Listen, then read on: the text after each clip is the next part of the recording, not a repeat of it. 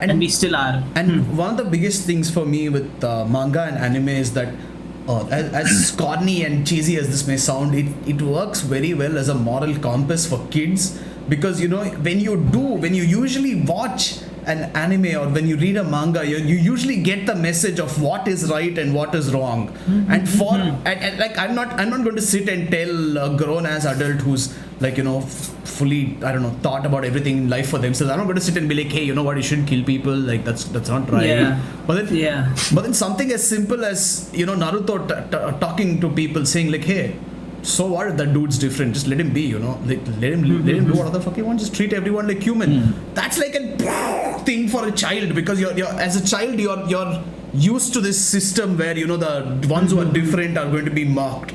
And even something as simple as that being changed, that influencing you, can really make you think. Like, I remember I talked to Audie about this. Everybody in my friends group in college made fun of me for this, but this is like a life lesson that stuck with me with One Piece, which actually what got Audie interested in One Piece in the first place, which was Sanji's story, where I love that shit, dude. Yeah, definitely. That hurts. This might be a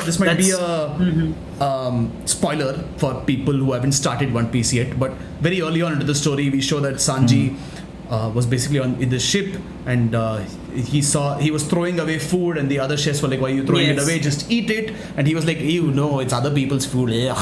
And then he gets into a shipwreck, and he lands on this island with basically no food, and he thinks back to every single time that he wasted food, and he regrets every second of it. And in my college, when we were eating something, I saw someone throw away something. I was like, listen, don't throw it away, I'll eat it, it's okay, it's fine. And they're like, why it's like tastes so bad. I'm like, listen, I don't care, it's still food. Like, I don't want to sit hungry one day and be like, holy shit, remember the time I threw away an entire plate of food? And they were like, oh yeah, ha ha ha ha, yeah, oh, imagine those poor kids in Africa, do you feel bad for them? I'm like, dude, what the fuck, of course I feel bad for them. But is it wrong? Think about the poor kids in India. Is it wrong to Africa? Yeah, is it wrong to like be like, hey, don't waste food? Yeah. No, I never understood people who willingly throw away plates of food. Like, they take more than they can eat, and then they're like, nah, I don't want to eat anymore, fuck it, I'll just throw it away. Like, take what you want, have what you want, but don't just take unnecessary portions. Finish it. Forrest and say so. Sanji's story influenced me quite a bit as a kid. I'd forgotten about it until now, though. Welcome, Forrest Dan. And that for, I mean, I don't know, maybe it's like doughy for everybody else, but for me, I was like, holy shit. No, but as kids, it's a good point that sticks with you. No, there are, of course, there are parents who also tell you don't waste food and all. Like, you hear that, but like, even like coming through like a cartoon you watch, like, as a kid, like, it does influence you. It gives perspective. It gives you like an angle which you didn't expect to see it from. Like, you saw the worst ending that could happen if you do end up wasting food, and like, fuck, maybe I shouldn't waste food. Yeah, like if your mom comes and tells you like, don't waste food, you're like, yeah, mom. Yeah. Whatever. I don't want to eat this broccoli. You don't have any perspective to it. It's just blind words at that point. But when you see this, you're like, never letting me do what I want, and then later you're like, dude, it's just a broccoli. I won't die if I eat it. Let me just finish it. I want to throw it away. Broccoli's pretty fucking delicious. Yeah, I love it. To its credit, yeah. And like the small things like that, they just insanely. It just leaves. Okay, one sec. Forrest says, I can only imagine what would happen if you give a 13-year-old a copy of Berserk Volume 1. Yeah, maybe let's not do that. Maybe let them get older, like... If they come across it by themselves, then they kind of resign themselves to that fate. Yeah, we want to introduce people to good anime, not start them off with hentai, so I think we should take it one step at a time. Fun fact, when I was 13, oh my god, I started reading fun facts. No, I started reading the Da Vinci Code when I was 13. The book. That was a lot better than what I expected. No, if you remember, I'm starting tame. If you remember, the Da Vinci Code starts with a scene where old people, a bunch of old people are doing an activity in a group. Yes. That starts with that O. Yes. I was like, as a kid, I'm like, I am disgusted. Yes. Why disgusted? Yeah, okay, but listen, I don't know why you got the Da Vinci Code at such a young age. Maybe like age restrict the books a little bit more. I think it was like one of those hit books for its time. It was like, you either read Twilight or you read this thing, the Da Vinci Code. There was another book at the same time as well. There was like a third book that he read. Da Vinci Code guy, not much of a Twilight guy. Percy Jackson is age appropriate. But Percy Jackson was much later in my life. I was much older when Percy Jackson came out. The Famous Five? Is that what they're called? Famous Five was much younger. Famous Five is Enid Blyton. Enid freaking Blyton. Dude, okay, that's Enid Blyton is for all. I remember Secret Seven. I never read Famous Five. I think kids should read Enid Blyton. I think it's like even her short stories are amazing. Yeah, like Enid Blyton is a great example because Enid Blyton also has like really entertaining stories, but also has like these little morals put in which teach you, which guide you along the way in life. And it's like, even if you consider freaking Lord of the Rings, did you know Tolkien was like this devout Christian, and Lord of the Rings has like heavy Christian symbolism throughout the entire movie.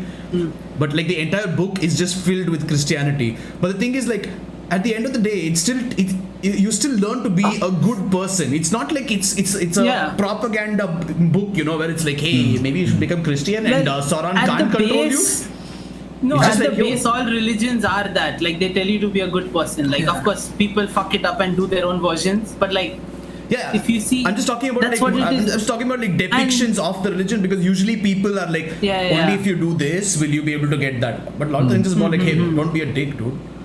Yeah, and me as a kid reading Lord of the Rings, I didn't get any of that shit. I was like, damn, cool story. They're running through the forest. Damn, that's so cool. That's Christians normally have their own, want to put religion as their this thing, right? The main focus of whatever story they want to write. But this doesn't feel like it. I didn't know that he was a devout Christian. References.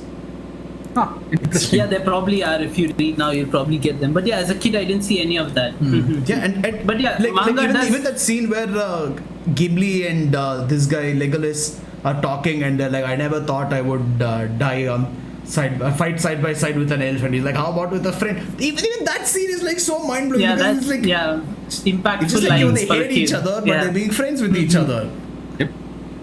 Yeah, that stuff is, and even like, if I talk about myself, right, and the anime that I started watching, like as a kid, you see Pokemon, you see like Naruto. As Naruto, you're like, oh, this kid, he wants to be Hokage, he has a goal. Yeah. Okay, wait. Pokemon might not be the best example because it's basically like, hey, take animals and make them fight each other.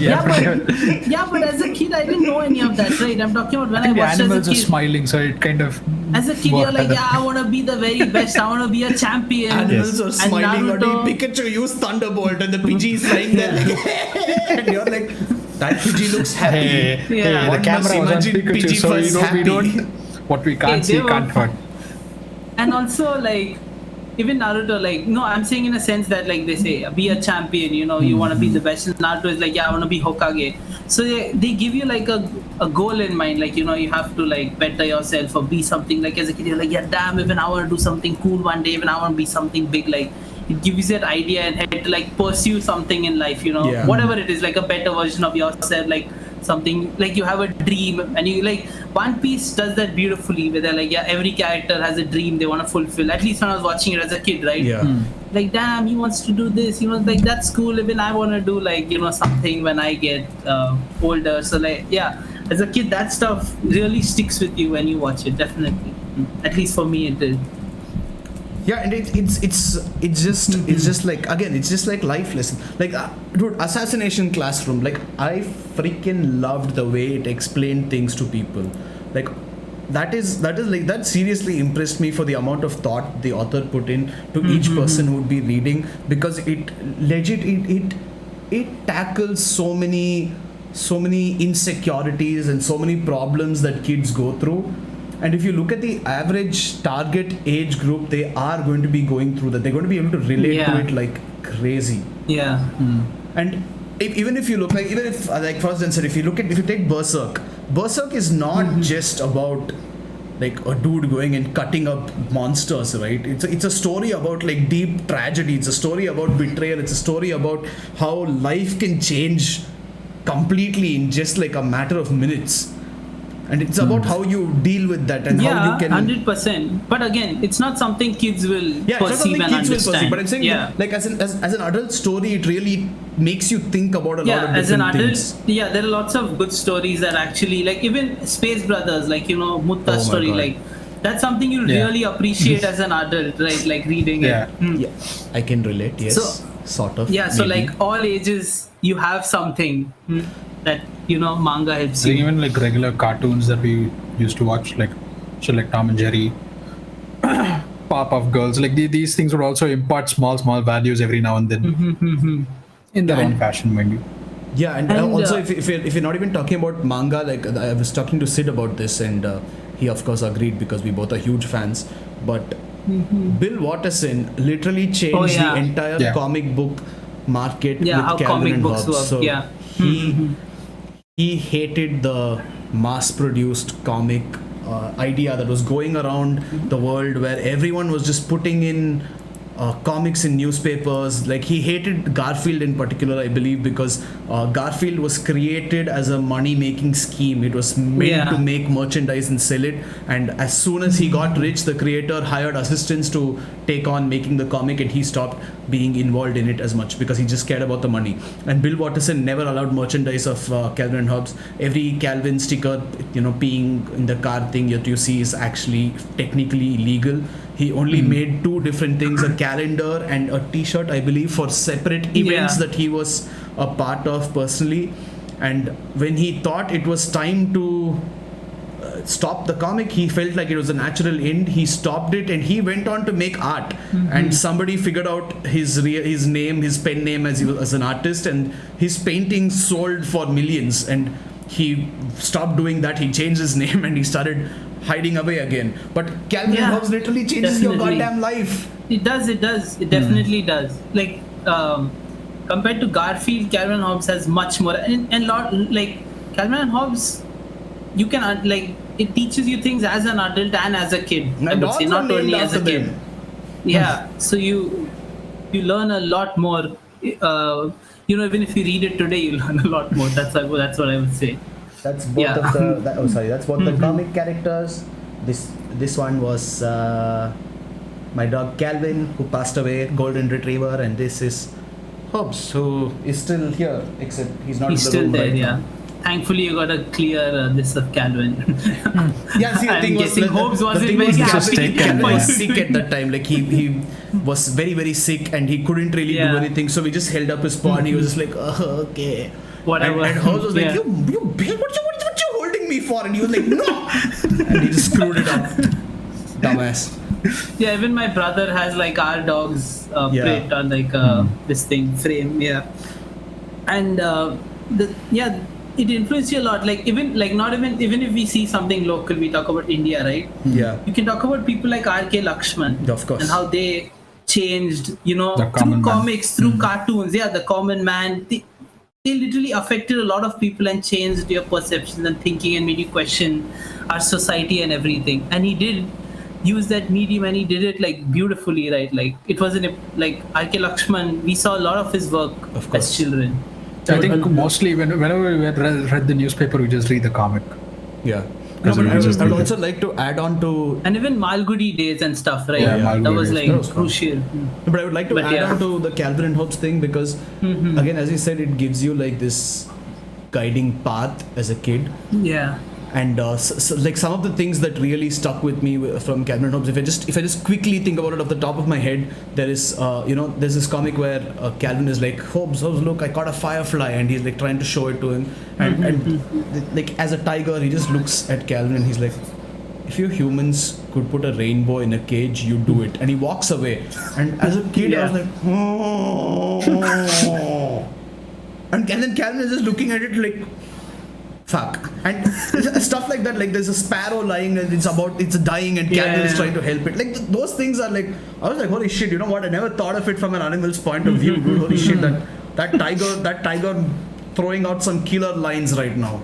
And yeah, so that, I mean, even if it is like a certain way of thinking that you might not agree with as an adult, you still have a very good path laid out in front of you. And the main thing is, all of these things encourage critical thinking, encourage questioning things. It's not about just accepting whatever happens in front of you. It's about questioning what you're reading. 100%. And in like our experience here, like if I talk about like how we were schooled, right? So in India, like it at least still happens, but you just do as you're told. In your education system, it's information based. Like you have tasks, you have to do this, you do this. Like you literally have to repeat like a robot. You're like, hey, follow these instructions and give us this output, and that's what students do. Basically. It's information based. They tell you how to think, they tell you what to think. Yeah. Even in my art class, like as an animator, I can say, even in my art class, they were like, you have to draw rainy day.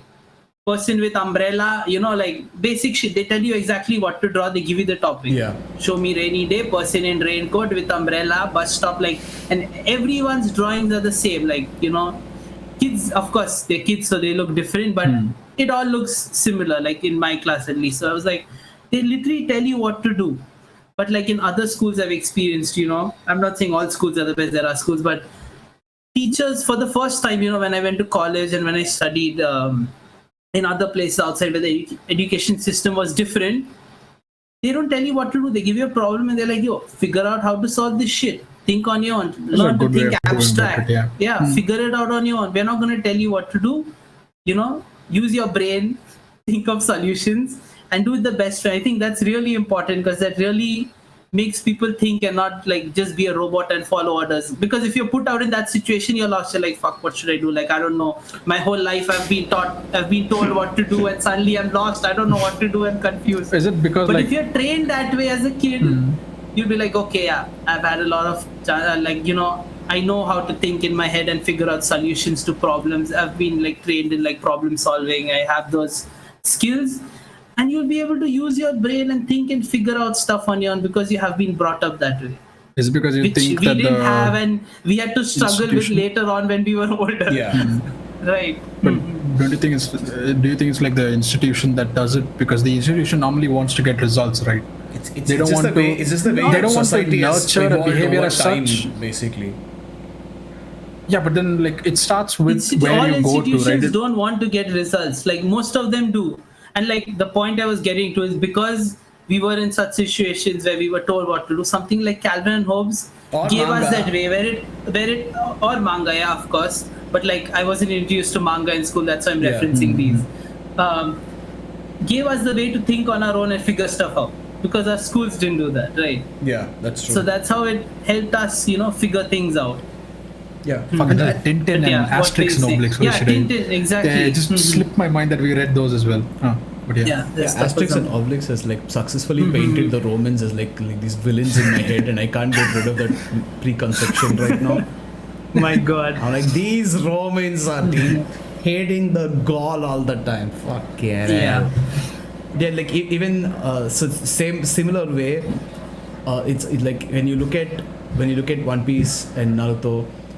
Or actually any manga, any anime, it doesn't matter what you start with. I'm just saying these two because they're like the most common ones, at least from our time.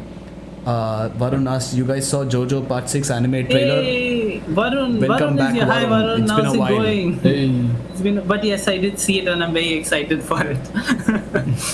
It's gonna be fun. I haven't read the manga. I saw the Reddit post for it. Man, these Redditors said, oh my god. Yeah, I know, right? These Redditors, oh, look at me. But yeah, high IQ.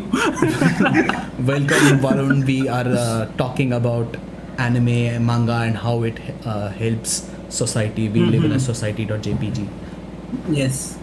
But yeah, so what were you saying? any anime, any manga, any of these things are obviously written by adults. And something as simple as, talking about how a friend does something good or a friend does something bad, it defines that friendship. Like, if somebody makes fun of you in some certain way, the manga says like, hey, that's a bad friend, like, or there some other character comes to the main character and they're like, hey, that guy's such a bad friend, or somebody does something thoughtful for someone else and they're like, oh my god, this guy's such a good friend. And again, as a kid, you're just like, okay, so if I need to be a good friend, maybe I should try something like this.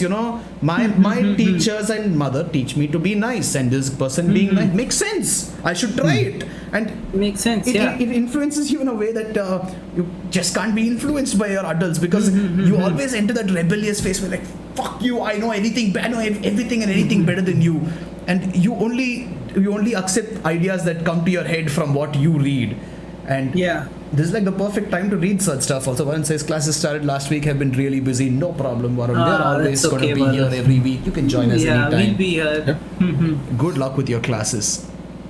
read some manga. Hope you do. That's what we're talking about. But yeah. And finally, the other thing is like the thing with manga, which is what you said as well. It helps you think because it's a lot of manga, a lot of anime are all open-ended, right? There is no, like if you look at something like Samurai Champloo, nobody's coming and telling you like, hey, these guys gone, never meeting again, they're dead, nothing. You don't know what's going to happen to them. You have no idea where they're going to be going in their journey. You have no idea what lessons are being taught except what makes sense to you. Yeah, 100%. So these things like really make a difference because then you're actually thinking, then you're like, whoa, okay, so if this happened, what does that mean? And then you start being like, oh, okay, now how can I apply this in life? And it makes such a huge difference. And we are actually going to put out a video soon. I actually haven't even told Audie and Sid about it except the title. I want to call it the Mugiwara Paradox.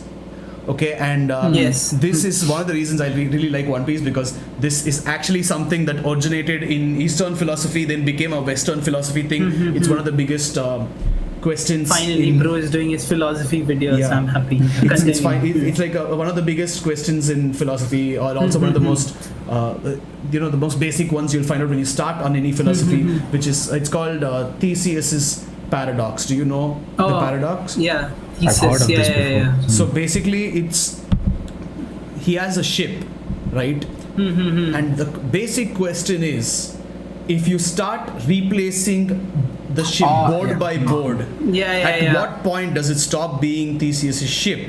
And if it's completely... a big part of Buddhism. I think Noah Rasheta also. I remember exactly what happened. But beautiful podcast. Stop listening. Don't stop listening to him. Listen to us. Stop listening to this and please go listen to that. Listen to us. Don't listen to him. Don't listen to him. Compared to that podcast. But a really cool guy. So it basically Mod, can you link secular Buddhism podcast on our chat? Anyways, continue. Yeah. So basically the question is at what point does it stop being Theseus' ship, and if the entire ship is replaced, is it still Theseus' ship? Because is it still, it still is technically his ship, but it's technically not his ship because it's not the same ship. And this is applied to humans in Buddhism mainly, and actually any Chinese teaching as well, because it's like definitely Mod, you can link it, you don't need to panic, you can link it if you want.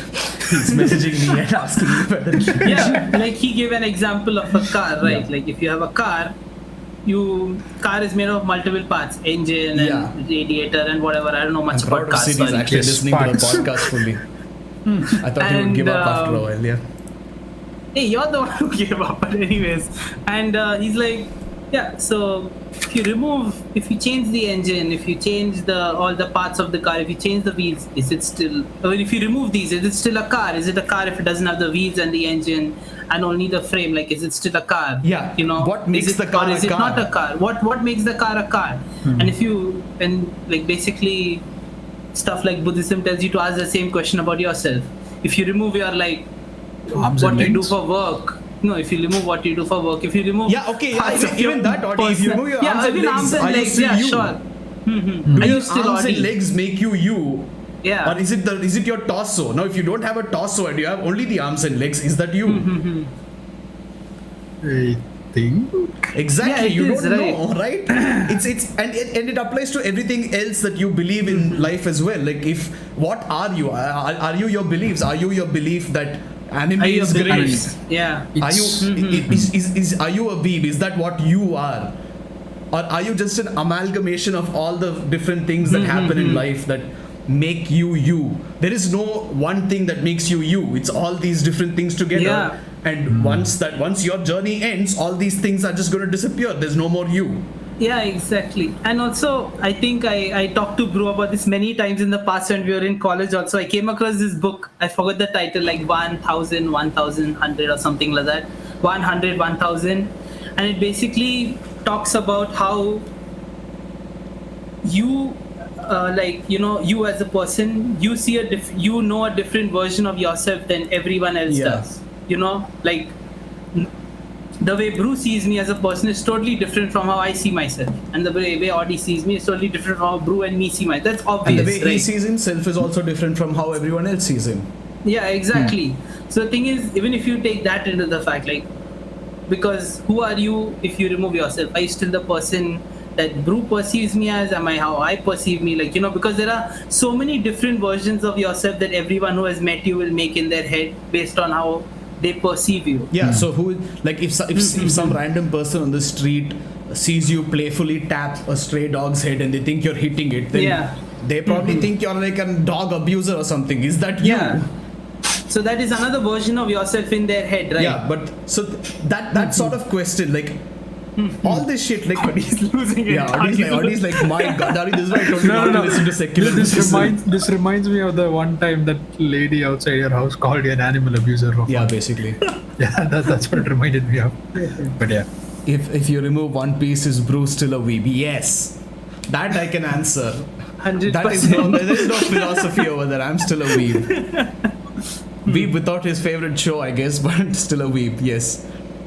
But yes, something like that is reflected in One Piece, where you have the Water 7 arc, where the whole question is spoilers for anybody who doesn't want to listen. I'm telling you right now, I'm giving you like 5 seconds. 5, 4, 3, 2, 1. Even if you haven't listened, maybe this will make you go start reading it. Maybe. So continue. So the Water 7 arc, the Going Merry's kneel is damaged, and the kneel is supposed to be what is the kneel? Is that what it's called? Heel, I don't know. Or I don't know. Hull. Hull. Are you talking about the hull? No, they're supposed to be the spine. What is the spine? The hull is not the spine. That's the hull.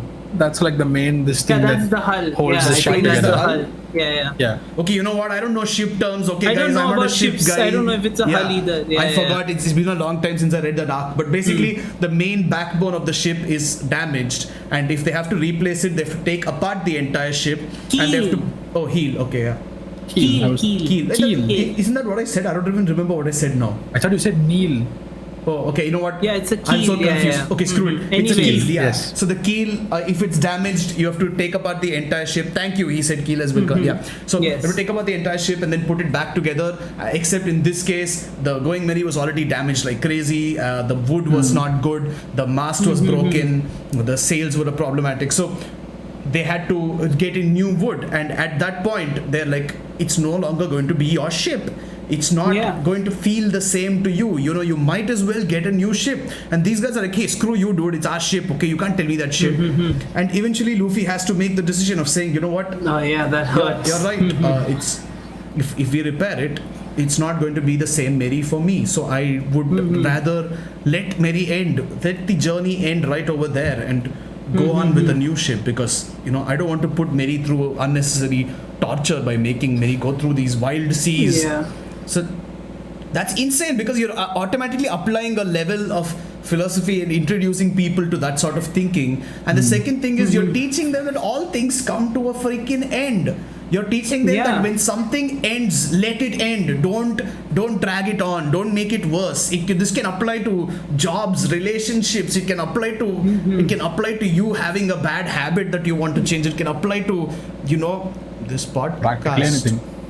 Can apply to this podcast, and it can apply to a lot. And also you start seeing something like Going Merry as a character. You start feeling for it. I think it does even become a character at some point. That strengthens the feeling of what you're saying, to let something go when it's time. That's the problem with TCS's paradox, right? You're like, I don't give a shit about that guy and his ship. I'm just going to think about it objectively. But here you're like, holy shit, it's Going Merry. And the anime trope, but as much as I hate the anime tropes, like this one actually makes people think a bit more, which is like, are you going to save this or that? It's like the whole trolley problem thing. Are you going to save like the whole world or your lover, right? And I'm like, okay, you know what, fuck you, don't give me that choice. But that's again a thing that's going to make you think. And as weird as it sounds, all these little things can really add up and make you it just makes everybody a better person, a better thinker, and that really helps advance the world in different ways, because you're spreading ideas constantly.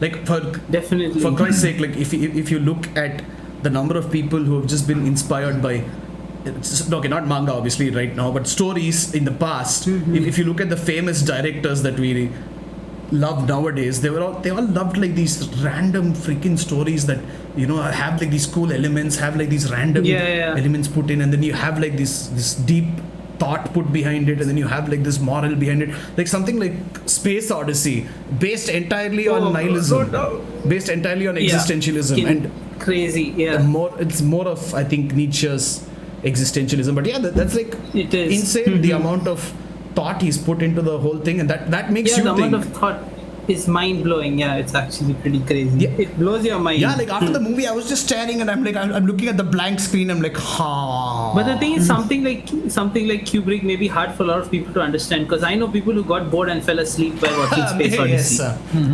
So it's not for everyone. Like, like something like this may still be a little complicated for people to get, right? Because there are lots of like I've heard stories. Like if somebody wanted to read a book for the first time, I wouldn't recommend Siddhartha. Siddhartha by Herman Hesse, beautiful book. Beautiful book. One of the best books I've read in my life till now so far is Siddhartha. Herman Hesse. And that's not just because his name's. That's not because it's my name. But I highly recommend that book. That actually, if someone said recommend one book that you want me to, I would say read Siddhartha. Without thinking. Like it's obvious. But I like anime is, I would say, like some anime is still easier to digest than much Space easier. Odyssey, and understand 100%, because at least there people will be more entertained, who don't want to go into something like Space Odyssey. And one thing that is very easy, which is the idea that is like constantly there in anime. I don't know if it's like just again a trope, or if it's like something that people are genuinely trying to push, because, or maybe it's just because it's like imagination. It's easier to imagine a world like that. But the idea that everyone can just exist.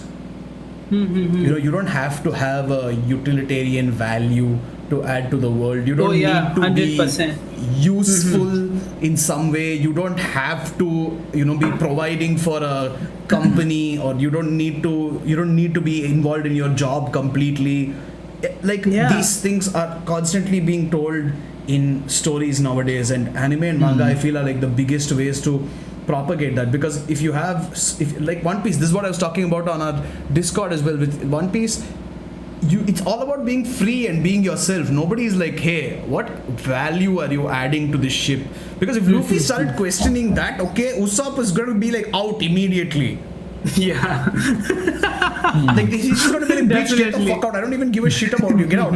But it's not about that. It's not about who is stronger and who is who's going to make the crew better. It's like, hey, you seem like a cool guy. Like, you exist. You're cool. You want to join my crew? You want to have some fun? And it's not like Luffy looks at them and he's like, okay, let me check his power level before I tell him he's cool. Like he sees Brook, he's like, holy shit, you're a skeleton. You want to join my crew? Yeah, that's true. And an open mind, if you will. In terms to that about like people living out, like Brew finds it. I don't know if Brew will this thing, but for me it's true. Like if I talk about something like Subarashi Sekai, the manga, right? Even though it's more adult and it challenges more darker themes, I would say, but it still shows you like it's just a story about people living in this neighborhood and their lives, and like people go through shit all the time, but it's just giving you an insight about how people live, their different challenges, and how like they're interconnected and they know each other. And those themes are also pretty real. Like there are many people who face things and challenges like that. And even if you see small stories that stand out, like Crow's story, the girl who was bullied in King's story, the one who was bullied in school and she takes up a challenge, to prove herself. Like you felt like that in school. Like if you've been bullied, you always need to constantly prove yourself so that they don't beat the shit out of you. And even something like Syrup, right, where they talk about hopes and dreams. Syrup. And like I want to be this, I want to be like. These are really impactful things that like they actually make you reflect. And like we don't. And